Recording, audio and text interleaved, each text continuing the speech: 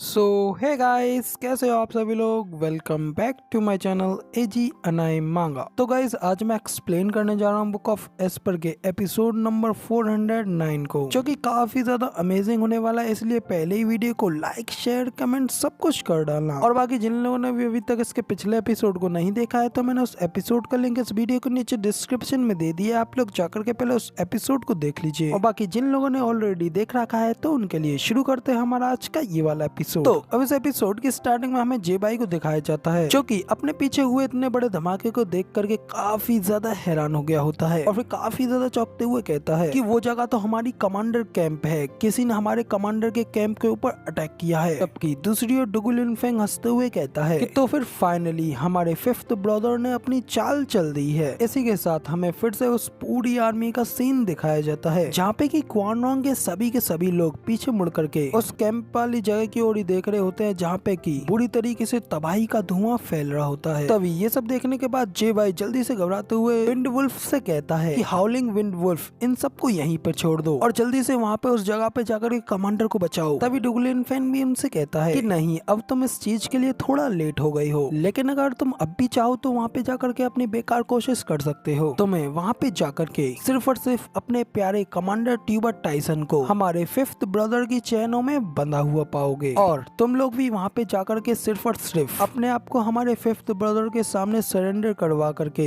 इस सारी जंग को और भी ज्यादा आसान बना दोगे, कि इस लड़ाई में अब किसी भी तरीके से सिर्फ और सिर्फ हमारी ही जीत है। तो अब तभी डुगु लिनफेंग ये सब कह रहा होता है कि तभी वहाँ पे उन लोगों के पीछे कमांडर ट्यूबा आ जाता है और उनसे कहता है कि क्या तुम्हें सच में ऐसा लगता है। तभी वहाँ पे अपने पीछे कमांडर ट्यूबा की आवाज सुनने के बाद क्वान रॉन्ग के सभी लोग अपने पीछे मुड़ करके देखते हैं और काफी ज्यादा हैरान हो गए होते हैं, क्योंकि उन लोगों के सामने कोई और नहीं बल्कि उनका कमांडर ट्यूबा होता है, जिसे देख करके वो सभी लोग काफी ज्यादा खुश हो गए होते हैं, क्योंकि उन लोगों के सामने ना सिर्फ कमांडर ट्यूबा बिल्कुल सेफ खड़े होते हैं, बल्कि नेशनल ट्यूटर और उनकी यंग मिस लियानर बिल्कुल सेफ खड़े होते हैं। जबकि उन लोगों को अपने सामने देख करके डुगु लिनफेंग को एक शौक लग गया होता है। वो काफी ज्यादा हैरान होते हुए कहता है कि ट्यूबर टाइसन, तो तुम यहीं पर हो। तभी कमांडर ट्यूबा भी अपने चौकी को हटाते हुए कहता है कि ये सब कुछ इसलिए पॉसिबल हो पाया है क्योंकि मैंने ज़ूफेन के स्टाइल के बारे में काफी अच्छी तरीके से स्टडी किया है, और ये जाना है कि वो ट्रिक्स को यूज करने में काफी ज्यादा अच्छा है। और अब क्योंकि तुम यहाँ पर डिसएडवांटेज में हो, क्योंकि तुम्हारे पास इस जंग को जीतने का सिर्फ एकमात्र रास्ता ये था कि तुम्हें हेड को, यानी कि मुझे अपने कब्जे में लेना था, और कह सकते हो कि इसके लिए तुम्हें सीधा सीधा मेरे कैंप की जगह पर मेरे ऊपर घात लगा करके हमला करवाना था। और जैसा कि मैंने सोचा था,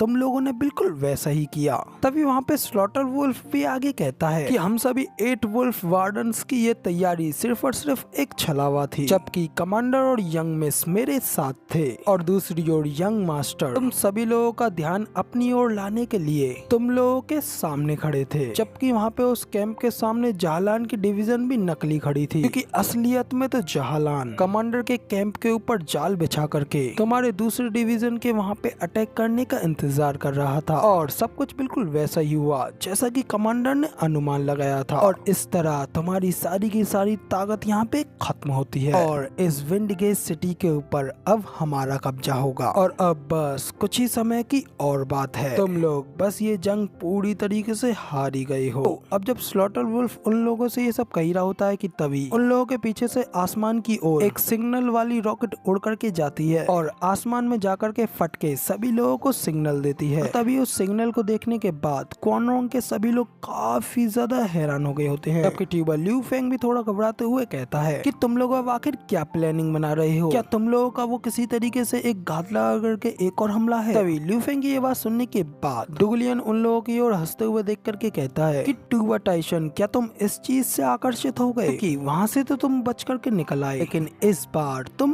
बच नहीं पाओगे। स्लॉटर वुल्फ भी चिल्लाते हुए कहता है कि डुगु फेंग, आखिर तुम्हारा ये सब कहने का क्या मतलब है। अभी डुगलिन फेंग कहता है कि ट्यूबर टाइसन, जैसा कि तुमने कहा, हमारे पास मैन पावर काफी ज्यादा कम है, और ओपन बैटल में हमसे लड़ने का मौका छीन लिया गया है। इस जंग को जीतने का सिर्फ एकमात्र तरीका हमारे पास यही है, हम लोग तुम्हारे लीडर को अपने कब्जे में ले लें। तो हमारे मार्शल ज़ूफेन ने भी ये पहले ही अनुमान लगा लिया था। ट्यूबर टाइसन, तुम्हें इस बात का अंदाजा तो होगा ही कि हम लोग तुम्हारे ऊपर हमला करेंगे, इसलिए हमारे मार्शल ने हमें पहले ही बता दिया था कि तुम जरूर ही अपने कैंप को छोड़ करके बाकी के सैनिकों के बीच में छिप गए होंगे, और सिर्फ केवल तुमको ये महसूस कराने के लिए कि हमारी सारी प्लानिंग्स तुम्हारे हाथों फेल हो चुकी हैं। हमने ये सब नाटक रचा ताकि तुम खुलकर के सामने आओ। और तुम्हें अभी हमारे मार्शल के बारे में क्या ही पता है। हमारे मार्शल के इमोर्टल शब्दों के सामने तो बड़े से बड़े लोग काम करना पसंद करते हैं, फिर वो या तो खुले तौर पर करते हैं या फिर छुपकर। फिर चाहे हमने इन कमांडर के कैंप के ऊपर हमला किया हो या फिर हमारे फिफ्थ ब्रदर ने इसके लिए प्रयास किया हो, वो दोनों चीजें ही सिर्फ और सिर्फ एक चारे के तौर पर अपना अपना काम, अपना अपना पर्पस दिखावे के तौर पर कर रही थी, ताकि इस सब से हम लोग आपको बाहर निकालें। और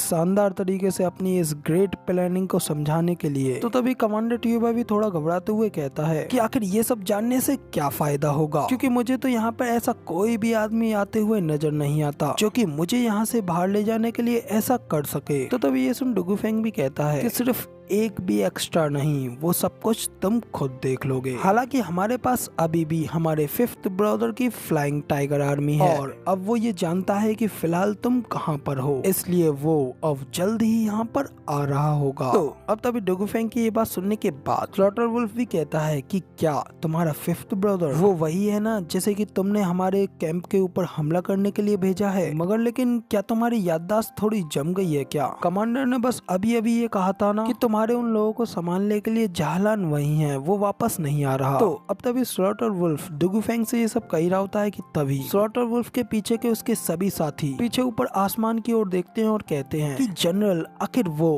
क्या है? जबकि उन्हें देख डुगुफेंग खुश होते हुए कहता है कि फाइनली वो आ गए। तभी इसी के साथ हमें आसमान से एक काफी बड़ी आर्मी को आता हुआ दिखाया जाता है, जैसे कि क्वानोंग के सभी लोग हैरानी से अपनी ओर आता हुआ देख रहे होते हैं। तभी हमें भी उस आर्मी को आता हुआ दिखाया जाता है जो कि कोई और की नहीं बल्कि यूनाही की ही आर्मी होती है, ज़ूफेन के हाथों बनाई हुई पावरफुल डेड आर्मी, जिन्हें की ज़ूफेन ने काफी सारे स्पिरिचुअल बीस्टों के विंग्स भी दिए होते हैं। तभी इधर विंग्स वाली उस आर्मी को अपनी ओर आता हुआ देख करके टूवा टाइसन भी काफी ज्यादा हैरान होते हुए कहता है कि व्हाट द हेल, आखिर ये क्या चीज है? तभी सेकंड ब्रदर उसे बताता है ये है हमारी 1,00,000 सोल्जर्स की फ्लाइंग टाइगर आर्मी और हमारे फिफ्थ ब्रदर की कमांड में हमारे मार्शल ज़ूफेन ने खुद इन लोगों को ट्रेंड किया है। जबकि इनकी आधी टीम रेडिएंट स्टेज एक्सपर्ट और परफॉर्म्ड हेवन स्टेज एक्सपर्ट्स और जबकि बाकी के बचे हुए बोन टेम्परेरिंग स्टेज के सोल्जर्स हैं। सभी के पास अपने अपने विंग्स भी है। इससे ये पूरी की पूरी आर्मी एक ट्रूली फ्लाइंग डिवीजन है। तो अब तभी सेकंड ब्रदर की ये सारी बातें सुनने के बाद क्वानोंग के सभी लोग उस आर्मी को देखते हुए काफी ज्यादा हैरान होते हुए कहते हैं क्या